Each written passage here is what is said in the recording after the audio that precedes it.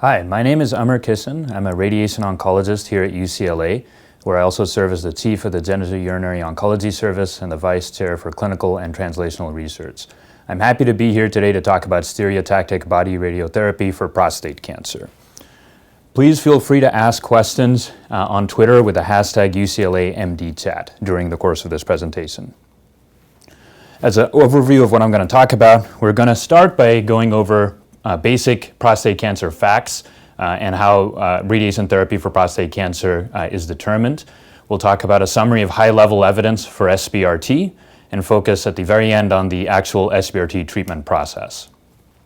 So prostate cancer is the most common solid cancer diagnosis among men in the United States, with over 190,000 new cases per year. That's a lifetime risk of about 12.5%. It's also the second leading cause of cancer-related death among men in the United States, with deaths of about 33,000 per year, or a 2.5% lifetime risk.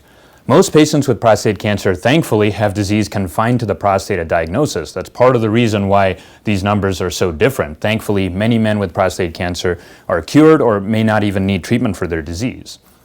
When prostate cancer has not spread to lymph nodes or bones, we split prostate cancer into 5 different risk groups that are based off of various criteria.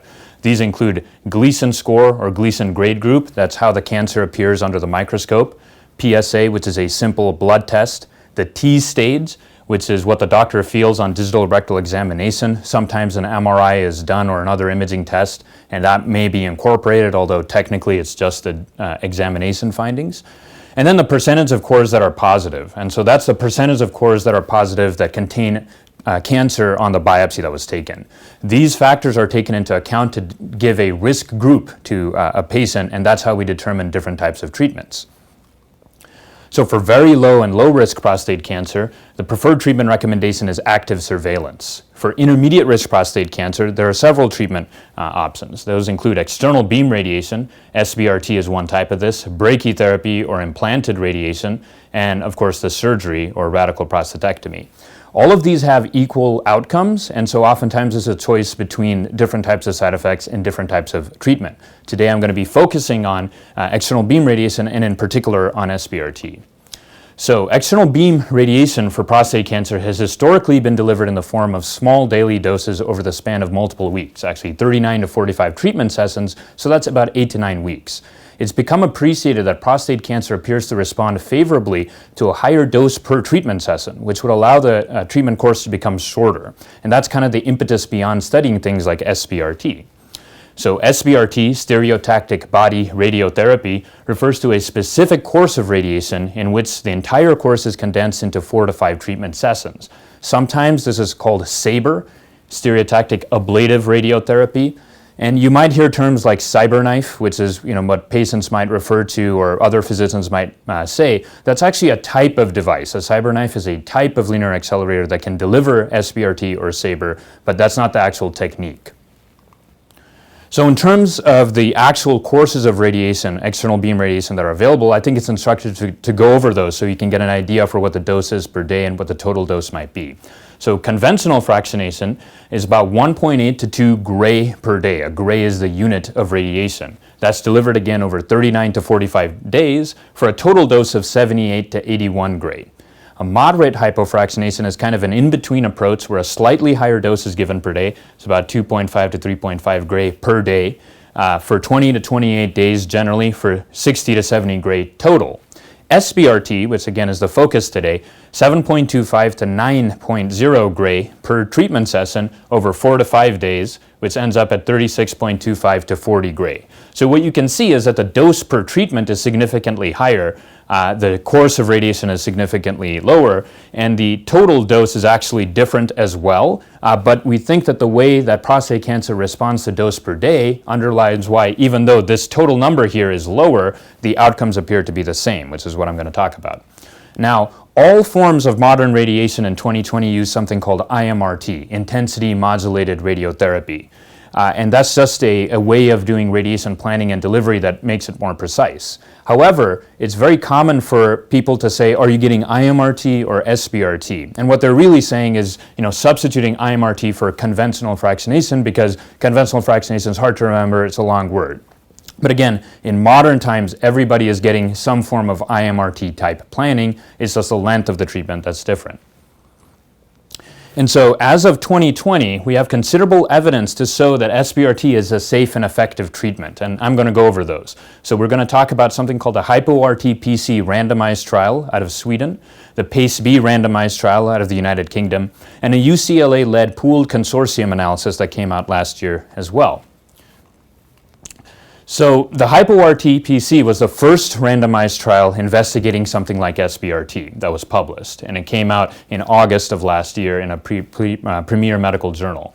This trial randomized about 1,200 patients from 2005 to 2015 between two arms. The first arm got conventional radiation, 2 gray times 39 fractions, or 78 gray, over 8 weeks, versus the experimental arm, which was 6.1 gray in 7 treatments. That's 42.7 gray over 2.5 weeks. Now, first thing you might say is, well, that's 7 treatments. That's not 4 to 5. That's not exactly SBRT. That's correct. Biologically, we believe it's the similar process because the dose per day is, again, significantly higher, but it wasn't technically what we would call SBRT in modern times in the United States. But again, biologically, it approximates that. Importantly, 89% of these patients had intermediate risk disease, the remainder had high risk disease, and no hormonal therapy was given. It was a true test of radiation. And now, it's important also to note that old-fashioned radiation techniques were used in 80% of these patients. That's important because, I had just said in modern times everybody is getting IMRT or precise radiation. That wasn't the case when this study was done. And that's important when we take into account what the absolute number of side effects were, the absolute rate of side effects. It could be different when modern planning techniques are used. And so when we look at the efficacy, what you see here on the vertical line is failure-free survival. That's how long someone lives without experiencing a recurrence. And then years on the x-axis. The red line is the short course of radiation, and the blue line is the long course of radiation, and those are absolutely overlapping. There was no difference in 5-year failure-free survival. It was 84% on both arms. Those are great outcomes. Now, the acute toxicity, the short-term toxicity, was actually a little bit more pronounced with the short course radiation, and I'll go into that, but long-term toxicity was the same. And so what you're seeing here are patient-reported outcomes. Patients were given questionnaires to ask questions about how bothersome their urinary or bowel symptoms were. And the higher number, the higher value on the vertical line here indicates more bothersome symptoms. So the red line here is the short course of radiation, and you can see that peak right at something called treatment end is more prominent for the short course of radiation than it is for the longer course of radiation. However, those curves do come together as time passes, and overall, at longer term follow-up, there doesn't appear to be a difference. And a similar pattern exists for bowel symptoms, except the difference is not nearly as marked. So there is a slight increase at treatment end, but then it also goes away.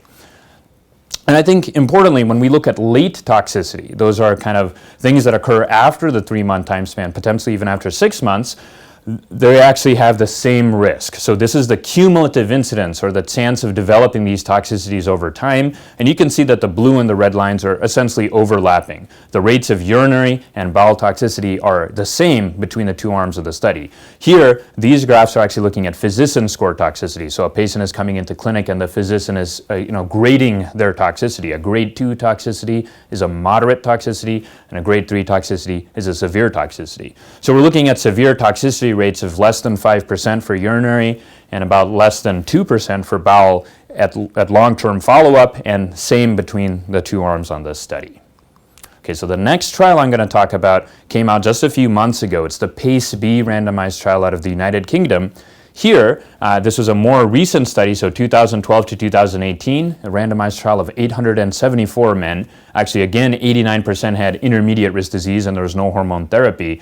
The arms in this study were an experimental arm that was SBRT. It was 7.25 gray times 5 fractions, so that's modern SBRT. The control arm, or the standard arm, was actually a mix of the long course radiation, the 8-week course, and that intermediate course that I had talked about, that's about 4 weeks, because that had been standard in the United Kingdom in the era that this study was done. Importantly, everyone in this study got modern radiation. They got IMRT. It was precise radiation planning, so a little bit different from the Swedish study that I just talked about, but we only have short-term results. And so what I'm showing you here are the patient-reported outcomes from that study. And one thing just to note here is that on the y-axis, you have the symptom severity, but it's actually looking more at a negative number indicating worse symptoms. So what you see is there is a tiny dip, for example, in urinary incontinence or leaking, that's the same actually in SBRT and the longer courses of radiation, and that returns to baseline at about 12 weeks after the radiation is done, and it's actually a very minor dip. And I'm highlighting that because we don't really think of urinary incontinence or inability to control the leaking of urine to be a major side effect from radiation. You can see that there's a very tiny decrease that kind of responds back to the baseline, returns back to the baseline at 12 weeks. More common radiation symptoms would be urinary obstruction or having difficulty passing urine because of a weak stream. That's the same between both arms of the study. It kind of dips at 4 weeks, so the symptoms are most severe at 4 weeks and then return back to normal at 12 weeks. And bother is frequency or urgency or kind of needing to go to the bathroom in a bothersome fashion, and that is the same pattern. It kind of decreases, it's most prominent at 4 weeks and then goes back to baseline. This is very important. It's different than the Swedish study that I just showed you, and that could be because this used modern planning.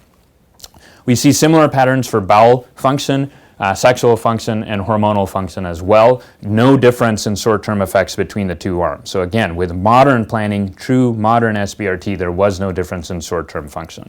And we already know from the first randomized study that there was no difference in long-term toxicity even with old-fashioned planning. Okay, the last study I'm going to talk about is actually a UCLA-led consortium study that came out last year. This was not a randomized trial, so it's not the same level as the other studies I mentioned, but what it does do is collect data from men that were treated with SBRT over a long time frame, 2000 to 2012, including some of the first patients that received this treatment in the United States. We also had one collaborator from Sunnybrook in Toronto, Canada, and we pooled all of these patients who had been treated on various trials and registry studies and looked at what the outcomes were. Now this again is not a randomized trial, but it included many patients, 2,142 patients. 45% of them had intermediate risk disease, so there were more low-risk patients on this study. Again, it was in an era where active surveillance may not have been offered, but you can still learn from the side effects, if not from the efficacy from those patients. And about 10% of patients received hormonal therapy. All patients had modern treatment planning, and the follow-up is actually quite long. The median follow-up was about 7 years. That means 50% of patients were followed for less than that, 50% of patients for longer than that. So long-term outcomes. And what do we see? So on the left there is a graph of biochemical recurrence or PSA rising to the point that it's called a disease recurrence. For low-risk prostate cancer at 7 years, 4.5% rate of that. For favorable intermediate risk prostate cancer, 8.6% rate of that, and unfavorable intermediate risk prostate cancer, 14.9%. So those are very good control rates, the same as we would expect for any other form of radiation at 7 years. And importantly, toxicity, we have that as well. So severe urinary toxicity, about 2.3%, and severe bowel toxicity, 0.4%. Take those numbers and compare them to that very first study that I showed you, where it was about 5%, 4.5% for urinary, and about 1.5, 1.9% for bowel. And you can see with modern radiation planning, it appears that the risk of side effects, the chance of developing severe side effects is lower. Again, those weren't direct comparisons, but it seems to be a safe and effective treatment based off of these data as well. So as a summary, the HypoRTPC study provides randomized evidence that the very short courses of radiation, even if it was old-fashioned delivery techniques, has similar efficacy and long-term side effects as a traditional long course of radiation. The PACE-B trial from the United Kingdom provides evidence that modern SBRT has similar short-term side effects as longer courses of radiation. And the UCLA-led study, which wasn't randomized but did follow patients that were treated on trials, shows that the long-term safety and efficacy of SBRT is appropriate and comparable to other forms of radiotherapy. So now that we've gone over some of the evidence for SBRT, let's talk about what SBRT actually entails. What's the process of care? So you can divide this into 3 phases: planning of treatment, delivery of treatment, and then follow-up and PSA monitoring. So in order to plan the delivery of SBRT, there are several steps that need to be completed. Fiducial markers are placed to account for prostate motion. A rectal spacer can be placed to create a separation between the prostate and the rectum. A planning CT scan must be obtained, and a planning MRI can be considered. Okay, so let's go over those individually. So here's the anatomy of the prostate, and you can see outlined here, it sits kind of below the bladder and in front of the rectum. As the rectum and bladder fills up, the prostate actually moves. And we need to account for that if we're trying to treat something precisely, especially externally. And so that's where fiducial markers come in, because that level of motion can occur between treatments and even during treatments. And so the fiducial markers are essentially metal seeds that look something like this. They're millimeters, that's obviously a blown up image, millimeters in size, that are either gold or titanium generally. They are not radioactive, not to be confused with brachytherapy seeds. These are inert metal seeds that are actually just placed into the prostate. Because all of our treatment delivery machines at this point are X-ray guided, metal will sew up on an X-ray and we can actually track the prostate as it's moving during treatments. That's critical for the precision of the treatment. This has been our process at UCLA. Here we place them transperineally, so that means we go between the scrotum and the anus through the skin. That's about a 20 to 25 minute outpatient procedure. We do numb the area with a local anesthetic. If you're on blood thinners, you may need to hold them for about 5 days. And we do provide antibiotics for prophylactic coverage of infections. It's generally much more straightforward than the biopsy. And we choose to go through the skin rather than the rectum because of a decreased infection risk. Now, what about the spacer? So that's something a lot of patients will come in asking me about and people have read about. So let's go over the logic behind this. So radiation dose follows something called the inverse square law, like light from a light bulb. So if a point in space is further from the high dose area, in this case the prostate, the dose at that point is going to be lower. A spacer is designed to leverage that inverse square law by actually creating a physical separation between the prostate and the rectum. And so there's several types of spacers. I think the most common one is actually entitled Space OAR or Space OR. It's a polyethylene glycol hydrogel. It's actually something that can be implanted, again, between the prostate and the rectum. You can see here, this is an MRI image of prostate, rectum. Here's the space OR that's been placed, and you can see that the rectum is now further away. And by 12 months, it's actually been absorbed. It's usually about 3 to 6 months that the thing is not in there permanently. It's absorbed by the body. There is one randomized trial for this spacer that actually shows that it reduces late GI or gastrointestinal toxicity and may improve other metrics as well. So it's something that we do consider. It's offered at UCLA. It's based on a discussion between the patient and the physician. If it is going to be placed, it's placed at the same time as those fiducial markers, but it does use a larger needle, which can be a little bit more uncomfortable, so we do offer it under something called moderate sedation that requires a little bit more logistical clearance. And so it can be done under local sedation as well, just a little bit more uncomfortable.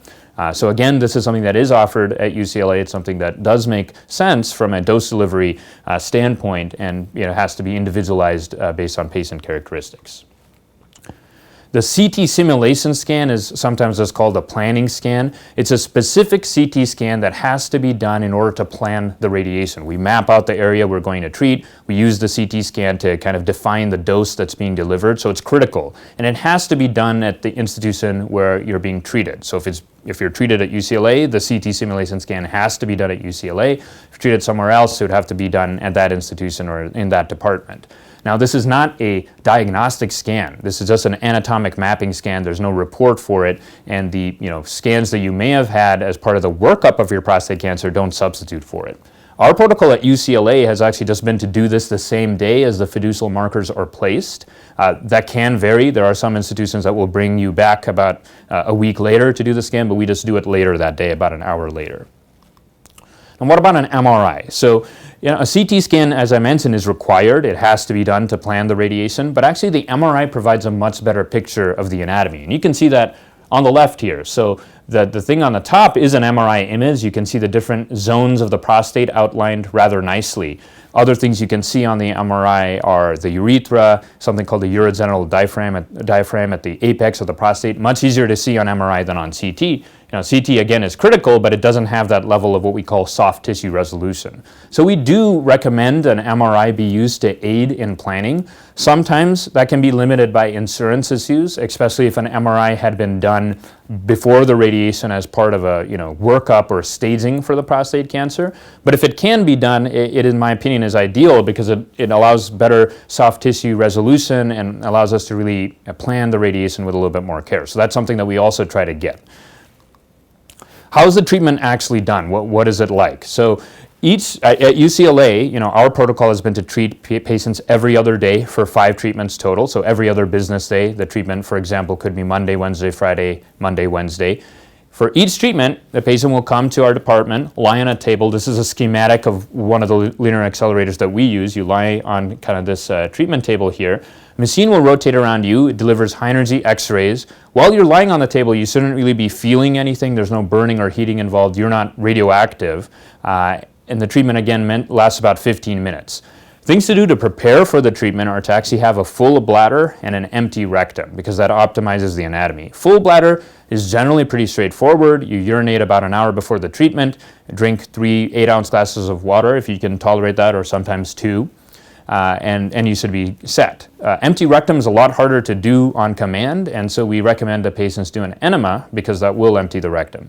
In any case, before you're treated, before a single one of these treatments is delivered, we do take something called a cone beam CT scan to just make sure that the anatomy is stable, and that has to be approved by a physician before treatment is done.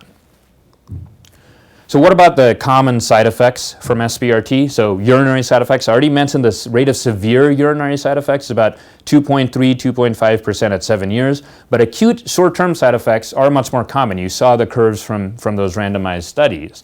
And that's things like weak stream, increased frequency of urination, getting up at night to urinate. Those are more common. 20 to 50% of patients have some degree of that.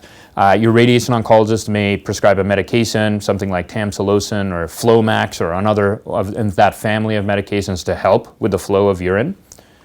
Rectal side effects, the rate of severe rectal side effects is pretty uncommon. We mentioned 0.4% at 7 years, but acute side effects are more common. You saw that from the randomized studies too.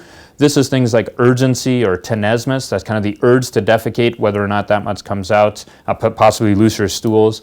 Usually we don't prescribe a medication for this, but sometimes something like Imodium or loperamide, which is over the counter, can be helpful. And then erectile function, that's probably the number one thing that I'm asked about. So as with most types of radiation, of men who have intact erectile function before radiation, at 5 years, about 50% will have a decline in erectile quality. That's a mix of two things. One is the normal aging process. About 5% of men per year after age 65 are developing some form of erectile dysfunction. So if you go out 5 years, a number of men would have developed erectile dysfunction even if we didn't do anything. However, radiation does induce an increased risk and accelerate that process. So it's not that it doesn't have that effect. It certainly does, but it's a mix of things that's causing it. Medical therapy like sildenafil or Viagra or tadalafil or Cialis is still effective in many of these cases. If hormone therapy is used, and I didn't talk about that, it's kind of beyond the scope of today's webinar, that would have distinct effects, obviously. What's the follow-up like? So once treatment is completed, we actually measure PSA. PSA is a very good marker of treatment success and disease recurrence. And so the schedule can vary, but our follow-up has been basically every 3 months for the first year, and then every 6 months from years 2 to 5, and every year onward after that. And so these here are data from about 1,000 patients, and what you're looking at is the fact that there's a very sharp decline in PSA very quickly within the first 3 to 6 months, and then a slower decline over time. The median time to what we call the nadir PSA, or the lowest PSA that will develop, is about 40 months. So that's almost 3.5 years. So the PSA will continue to decrease certainly over time. 84% of patients will end up with a PSA less than 0.5, and almost 50%, 54% will have a PSA less than 0.2. So the PSA should reduce to a very, very low number after this kind of a treatment. There is a phenomenon known as the prostate specific antigen, or PSA Bounce, and I'm only mentioning this for completeness sake so that people are aware of this kind of in their periphery. So 25% of patients who get radiation, but even SBRT, will experience a benign increase in their PSA. It goes up slightly and then goes back down. That's not a recurrence. Recurrences are far less common than this. We don't exactly know why it happens, but it happens again in a quarter of patients. Happens often at a median of 18 months, and it can last for a median of 18 months as well. Usually it's not too much of an increase. The median magnitude of that bounce is about 0.5. So just something to be aware of. Mostly the PSA in the vast majority of patients will go down rather nicely. In some patients it may kick up at about 1.5 years and then go back down. So we went over a lot of things today. A quick summary. As of 2020, SBRT is supported by multiple high-level studies.